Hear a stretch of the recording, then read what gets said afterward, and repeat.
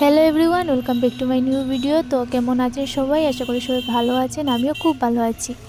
তো আজকে বিকেলবেলা ভাই এসেছে আমাকে নিতে, তার জন্য দেখো আমি মাম্মাম রেডি হয়ে বেরিয়ে পড়েছি, যাব বাবার বাড়ি।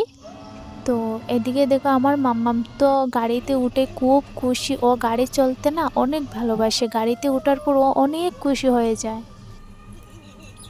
আর জানো তো, প্রায় 4 বছর হতে চললো আমি বাবার বাড়িতে গিয়ে থাকি না, সকালে যাই বিকালে চলে আসি, তো একদিনও থাকা হয়নি।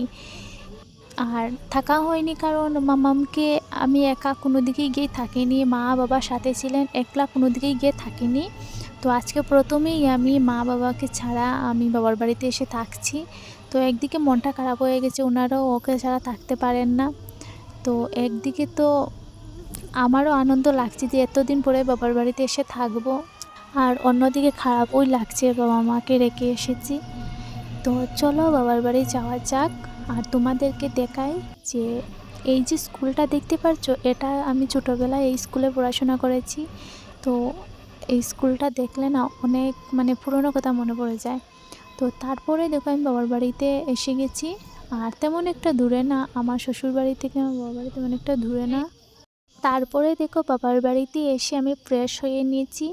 আর এই যে ঠাকুরঘরটা দেখেছো, এটা নতুন হয়েছে। আর এদিকে দেখো নতুন করে এখনও আসেননি বাবা মা, তারা পুরান বাড়িতেই রয়েছেন, নতুন বাড়িতে এখনও আসা হয়নি। আর ওর ছোটো মামা দেখো আমার মামামকে নিয়ে হাঁটছে।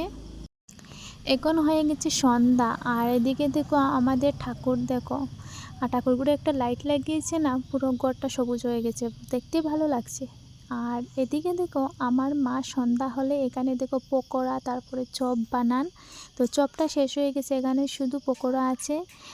তো পকোড়াটা এখানে সবাই চলে আসে খেতে। তো যারা যারা এখানে আছো, জুলাই বাসাতে আছো, তোমরা সবাই এসে আমার মার কাছ থেকে পকোড়া খেতে পারো, অনেক টেস্টি বানান।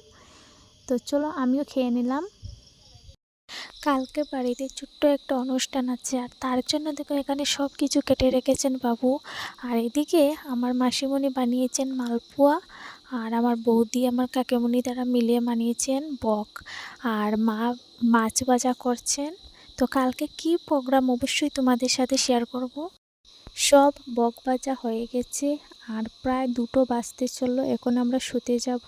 আমার মাম্মাম শুয়ে পড়েছে 10টা, 10:30টার দিকে। আর ভিডিওটা এতটুকুই, ভালো লাগলে লাইক কমেন্ট শেয়ার করে দিও। টাটা।